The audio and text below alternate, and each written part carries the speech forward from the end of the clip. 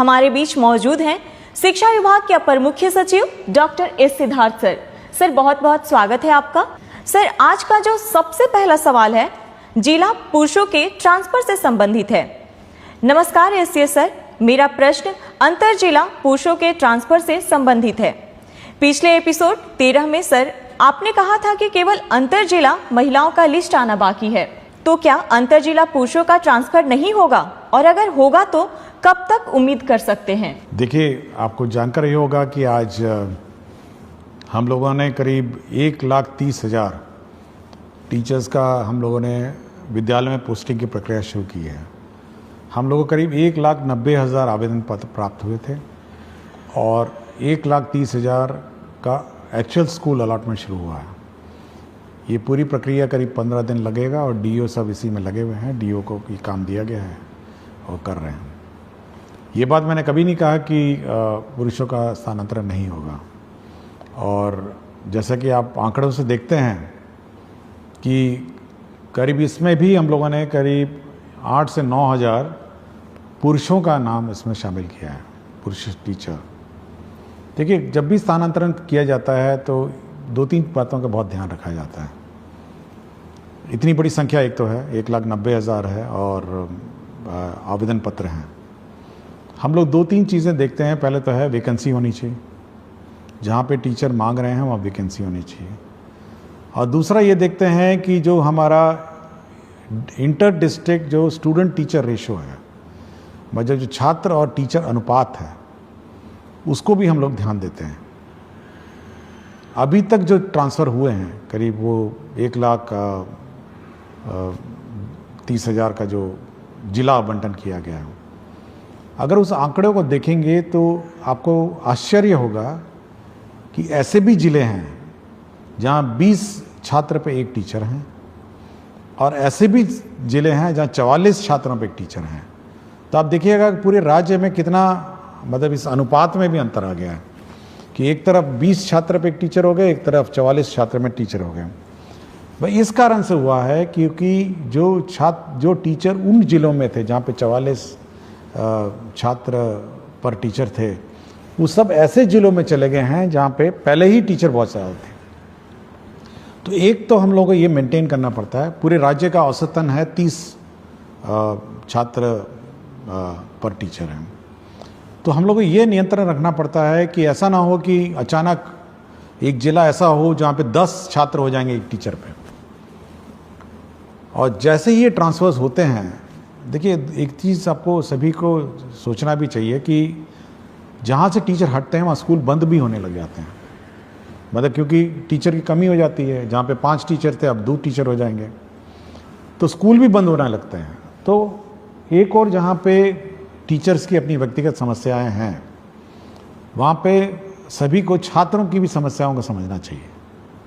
मतलब छात्र भी, मतलब जहाँ उसको 5 टीचर आज थे, जैसे ही वो टीचर स्थानांतरण होकर चले जाएंगे उसके बाद 2 टीचर बच जाएगा, और वही 5-6 क्लासेस जो हैं वो अब 2 टीचर पढ़ाएंगे। तो कितना कठिनाई छात्र को होगा। तो ये सब देखते हुए हम लोग करते हैं। फिर भी हम लोगों ने 1,30,000 टीचर्स अकोमोडेट किए हैं, और सबसे ज़्यादा जो हम लोग का प्रेशर है, जो सबसे ज़्यादा टीचर्स का स्थानांतरण का जो दबाव है वो है पटना ज़िला में। और पटना ज़िला में इतना ज़्यादा दबाव है, ऐसा लगता है जैसे, मतलब एक अनुमान हम कहेंगे कि 15,000 टीचर जो हैं और पटना की तरफ जिला का ऑप्शन दे चुके हैं। तो इतनी बड़ी संख्या में जैसे ही 15,000 टीचर हम लोग अकोमोडेट करने की कोशिश करते हैं, तो आप अनुमान लगा सकते हैं कि मतलब स्टूडेंट और टीचर रेशो पूरे राज्य का कितना मतलब अजीब हो जाएगा। तो हम लोग कोशिश कर रहे हैं। हम लोग जहाँ जहाँ पुरुषों ने मांगा, जहाँ पर वैकेंसीज थी, जहाँ जहाँ टीचर्स कम थे, हम लोगों ने वहाँ ज़िलों में पुरुषों को भी हम लोगों ने अकोमोडेट किया है। अभी उनके इनबॉक्स में दिख नहीं रहा होगा, 1-2 दिन में वो भी पुरुषों में भी दिख जाएगा। तो धीरे धीरे जैसे जैसे वैकेंसीज आती जाएंगी या हम लोग को दिखने लग जाएंगी, हम लोग करेंगे। तो मैंने कभी ये नहीं कहा कि पुरुषों का नहीं करेंगे। हम केवल यही एक कंस्ट्रेंट है कि हम लोग शिक्षक छात्र अनुपात देखते हैं और वैकेंसी देखते हैं, और जैसे जैसे होगा लेकिन टीचर्स को भी समझना चाहिए कि छात्रों पर क्या गुजरती है और कितना कष्ट हमारे छात्रों पर होता है। सर अगला सवाल है, आदरणीय अपर मुख्य सचिव शिक्षा विभाग पटना बिहार, ज्ञातव्य है कि आपके द्वारा गठित समिति के निर्देशानुसार पिछले अप्रैल माह में लगभग 17,000 के आसपास शिक्षकों के स्थानांतरण हेतु जिला आवंटित कर दिया गया है, परंतु विद्यालय आवंटन की प्रक्रिया अभी भी अपूर्णता की ओर है।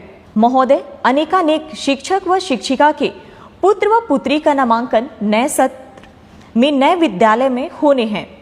विद्यालय आवंटन की प्रतीक्षा में टकटकी लगाए बैठे अनेक शिक्षक व शिक्षिका अपने पुत्र पुत्री और प्रतिपाल्य का नामांकन नहीं करा पा रहे हैं। महोदय से विनम्रता पूर्वक अनुरोध है कि जिन शिक्षक व शिक्षिका का जिला आवंटन हो चुका है उन्हें यथाशीघ्र विद्यालय आवंटित कराने की महती कृपा करें। आपका ही अपना सेवक। देखिए, ये ज़रूर है कि थोड़ा विलम्ब हुआ है सभी को अपना विद्यालय अलॉटमेंट का, लेकिन मैं चाहूँगा कि सभी शिक्षकों को इसकी प्रक्रिया की भी थोड़ी जानकारी देना चाहता हूँ कि किस प्रकार कितना कठिन होता है ये स्कूल आवंटन की प्रक्रिया। देखिए, अगर कोई नया टीचर आता है, जैसे TRE 3 आपने देखा होगा, हम लोगों ने प्रखंड मांगा और सबको अलॉट कर दिया। ये बहुत सिंपल प्रक्रिया है कि नया टीचर आया और उसको स्कूल में। लेकिन यदि कोई TRE 1 और TRE 2 जिसको पूर्व में पहले ही स्कूल आवंटित है और वो ऑलरेडी पदस्थापित है, स्कूल में संचालित है, उसका ट्रांसफ़र सबसे डिफिकल्ट काम है, क्योंकि उसको उस स्कूल से हटाना है, दूसरे स्कूल में ले जाना है और 38 जिलों से टीचरों को चलना है, मतलब शिफ्ट होना है और 38 जिलों में पोस्टिंग करना है। मतलब आप अगर उस शीट को देखेंगे, जब शीट देखते हैं तो बिल्कुल भयावह दिखता है कि 1,90,000 टीचर जो पूर्व में किसी व्यवस्था से पोस्टेड थे और अपने अपने जिलों में पोस्टेड थे, कोई भी ऑर्डर से, जिस भी ऑर्डर से हो, रैंडम कर दिया गया हो या अन्य है, उस पूरी व्यवस्था को जब हम लोग फिर एक बार रिकैलकुलेट करते हैं और ऑप्शन के हिसाब से 1,90,000 अभ्यावेदन में से हम लोग करीब 1,30,000 हम लोग निकाल पाए हैं। 1,30,000 का मतलब ये है कि 1,30,000 टीचर इधर से उधर जा रहे हैं, मतलब स्कूल से दूसरे स्कूल जा रहे हैं, ये टीचर उधर से उधर जा रहा है। तो इतनी कॉम्प्लिकेटेड जो प्रक्रिया है, और उसमें ये भी देखना है कि जो टीचर जब जा रहा है तो उसका रिप्लेसमेंट दूसरा टीचर कर रहा है नहीं कर रहा है। पता चला मैथ्स का टीचर चला गया एक स्कूल छोड़ के, दूसरा मैथ्स का टीचर पहुंचा नहीं, या फिर प्राइमरी में 5 टीचर में थे, 3 टीचर चले गए, पता चला 3 टीचर रिप्लेस नहीं हुए। तो एक किसी स्थापित व्यवस्था जिसमें पहले से ही किसी व्यवस्था में पोस्टिंग TRE 1 TRE 2 हो गया हो या अन्य जो पोस्टिंग हो गया हो, उस पूरे पोस्टिंग व्यवस्था को फिर से अभ्यावेदन के हिसाब से मतलब उनके प्लेस ऑफ पोस्टिंग को परिवर्तित करने में बहुत मेहनत लगता है, और ये केवल एक सॉफ्टवेयर के माध्यम से ही हो सकता है कि लोग अपना करेंगे। और हम लोगों ने काम शुरू कर दिया है, जैसे कि मैंने पहले प्रश्न में बताया, और सभी को 23 से 30 तक नए स्कूल में ज्वाइन करना होगा, और 20 तारीख को सभी के ई-शिक्षा कोश के जो ऐप है, जो उनका वेबसाइट है, उसमें आपको ट्रांसफ़र ऑर्डर मिल जाएगा और इसी हिसाब से वो अपना प्लानिंग कर सकते हैं। लेकिन टीचर्स को ये समझना चाहिए कि एक स्थापित पोस्टेड व्यवस्था जहाँ पर पहले ही पोस्टिंग हो गई हो, और जहाँ पर मेरे ख्याल से बहुत सारे टीचर ऐसे भी थे जो सोचे भी नहीं होंगे कि 3 साल पहले इनका ट्रांसफ़र हो सकेगा, और ये उम्मीद नहीं होगी, लेकिन हम लोगों ने उन संवेदनशील होकर उनसे आवेदन पत्र लिए, उनके कष्ट समझे, और हम लोगों ने कहा कि नहीं, हम लोग जहाँ तक संभव हो करेंगे, और हम लोगों ने 1,30,000 टीचर्स का सिलेक्शन किया और पोस्टिंग कर रहे हैं, और जो बच गए हैं वह भी निराश नहीं हो। हम लोग बाद में अब फिर रिकैलकुलेट करेंगे, जब सब टीचर्स पोस्टेड होंगे एक बार रिकैलकुलेट करेंगे और फिर वो पोस्टिंग का फिर हम लोग प्रक्रिया आरंभ करेंगे।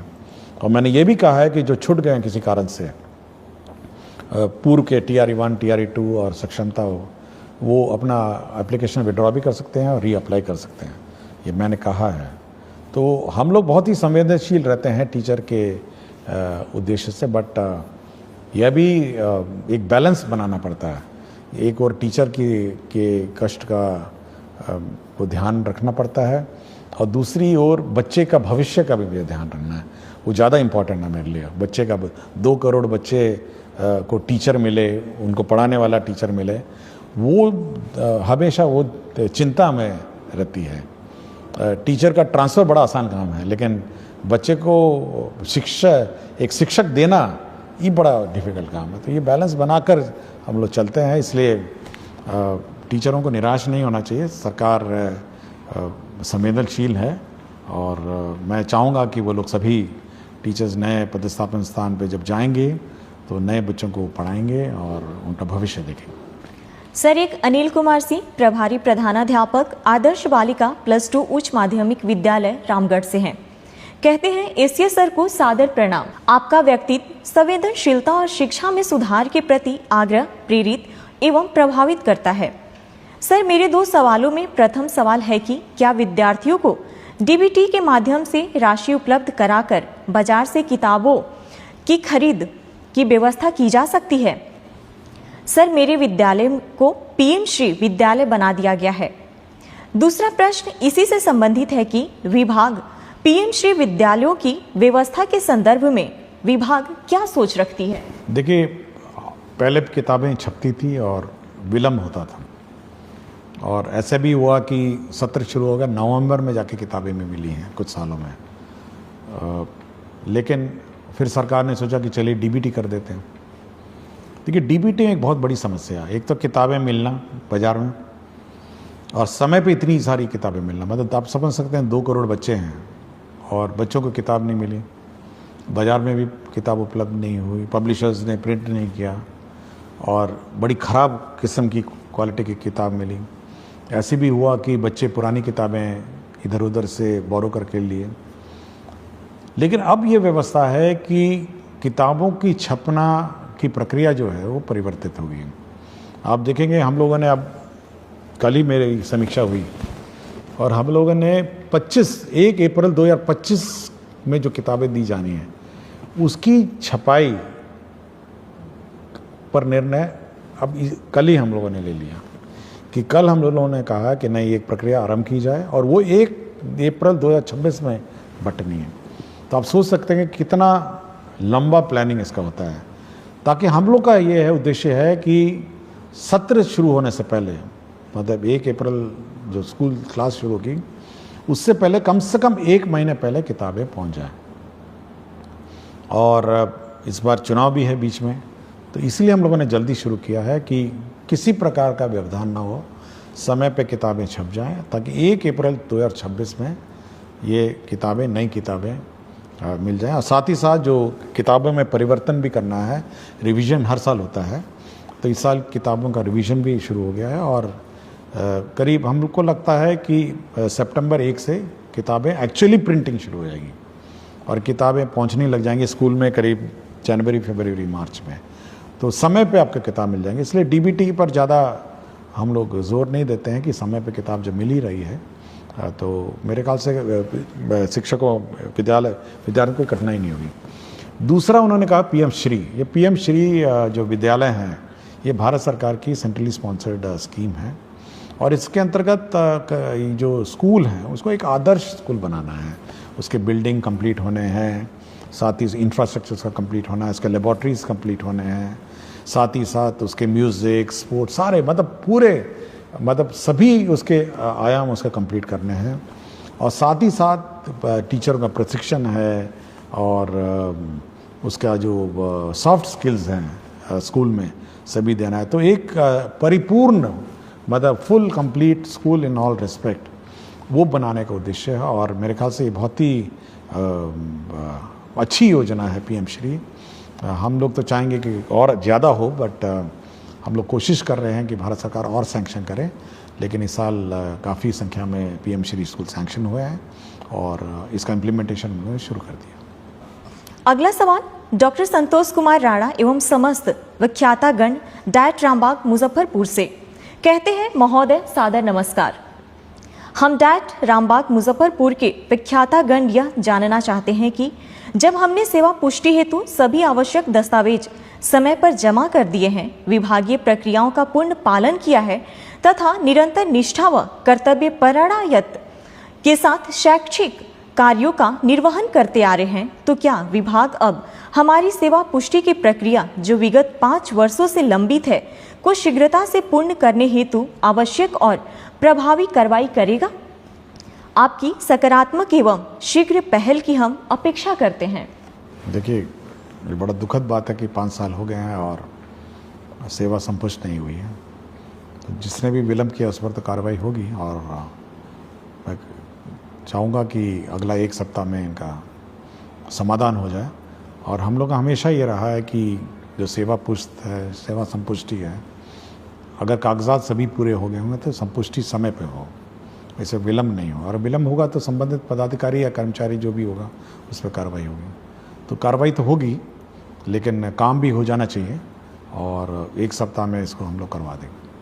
अगला सवाल अनिल कुमार पांडे, माध्यमिक शिक्षक, उत्क्रमित माध्यमिक विद्यालय धुरलक समस्तीपुर से। माध्यमिक स्तर के गणित विषय को सुलभ व सरल बनाने की भविष्य में विभाग की कोई योजना है? जैसे गणित विषय के शिक्षकों का विशेष प्रशिक्षण, अभ्यास पुस्तिका का विभाग द्वारा बच्चों के लिए उपलब्धता, आधुनिक तकनीक के उपयोग की संभाव्यता या अन्य? देखिए, मैथ्स बहुत इम्पॉर्टेंट सब्जेक्ट है और मैं पिछले बहुत सारे एपिसोड में मैंने कहा है। हम लोगों ने पिछले बार 100 दिन वाला कैंपेन भी चलाया था कि 100 दिन केवल मैथ्स और रीडिंग की क्लासेस, पहले क्लास और दूसरी रहेगी।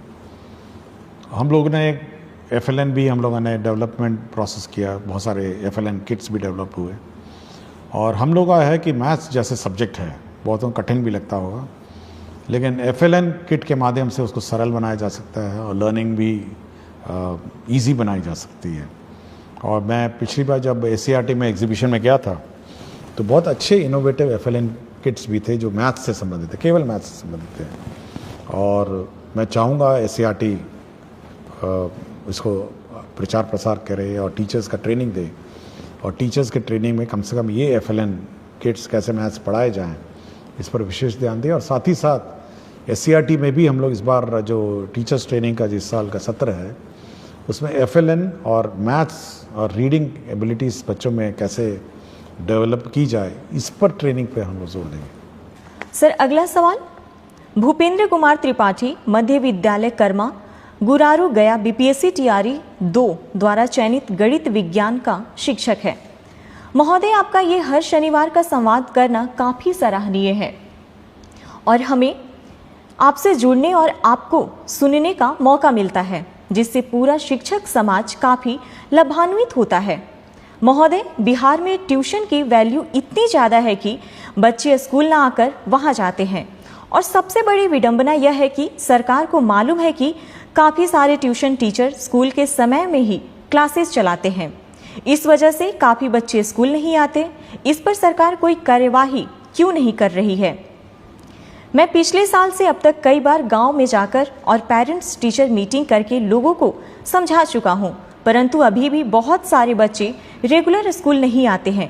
इसके लिए सरकार क्या कदम उठाएगी? देखिए, पिछले एपिसोड में मैंने कहा था कि जो ट्यूशन है, स्कूल अवधि में कोई भी सरकारी स्कूल में नामांकित छात्र ट्यूशन में नहीं जाए, और सरकारी शिक्षक उस अवधि में ट्यूशन में क्लासेस नहीं ले सकते हैं। यह पूर्ण रूप से प्रतिबंधित है। और यह भी प्रतिबंधित है कि कोई भी सरकारी शिक्षक ट्यूशन नहीं पढ़ा सकते हैं, ये बिल्कुल प्रतिबंधित है। और यदि कोई शिक्षक जानबूझ के और इस मतलब जबरदस्ती या जानबूझ के इस रूल का उल्लंघन करता है कि मतलब वो सरकारी शिक्षक जो है वो किसी ट्यूशन क्लास मतलब ट्यूशन कोचिंग सेंटर में पढ़ाएगा, तब तो उस पर कार्रवाई हो जाएगी। उसका काम ये है कि जो हमारे स्टूडेंट हैं, सरकारी स्कूल में स्टूडेंट हैं, उनको पढ़ाएगा। यह बिल्कुल अलाउड नहीं है कि कोई भी सरकारी टीचर किसी कोचिंग सेंटर में पढ़ाएंगे। ये मैं बिल्कुल स्पष्ट कर दिया हूँ और इस संबंध में हम लोग स्पष्ट निर्देश भी देंगे और कोई कंप्लेंट आएगा तो उस पर तो कार्रवाई हो जाएगी, क्योंकि यह हम लोग नहीं चाहते हैं कि एक कोई स्टूडेंट मतलब यह देखे कि अपना टीचर ही जब चला गया ट्यूशन पढ़ाने तो वो भी चला जाएगा, स्वाभाविक है। तो यह पब्लिक को भी अलर्ट होना है और बाकी टीचर्स को भी अलर्ट होना है कि किसी भी परिस्थिति में सरकारी शिक्षक ट्यूशन नहीं पढ़ाएंगे और सरकारी स्कूल में जो नामांकित छात्र हैं वह ट्यूशन सेंटर में नहीं जाएंगे ट्यूशन अवधि में, मतलब सॉरी जो स्कूल अवधि में, स्कूल का अवधि के बाद वो अपना ट्यूशन जहाँ लेना लें और प्राइवेट टीचर अपना जो पढ़ाना पढ़ाएं, वो हमको कोई आपत्ति नहीं। लेकिन ये बिल्कुल बहुत ही स्पष्ट है और हम लोग biometric attendance, photo based attendance शुरू करने वाले हैं स्टूडेंट्स का भी। तो जल्दी जैसे लौटेंगे अपने समर वेकेशन से तो स्टूडेंट्स का बायोमेट्रिक अटेंडेंस भी हम लोग कंपलसरी कर देंगे। तो यह हम लोग यह टॉलरेट नहीं करेंगे कि स्टूडेंट्स क्लास मिस करें, क्लास से गायब रहें, अन्यथा कहीं घूम रहे होंगे। ये बायोमेट्रिक अटेंडेंस स्टूडेंट्स का भी हम लोग समर वेकेशन के बाद शुरू कर देंगे।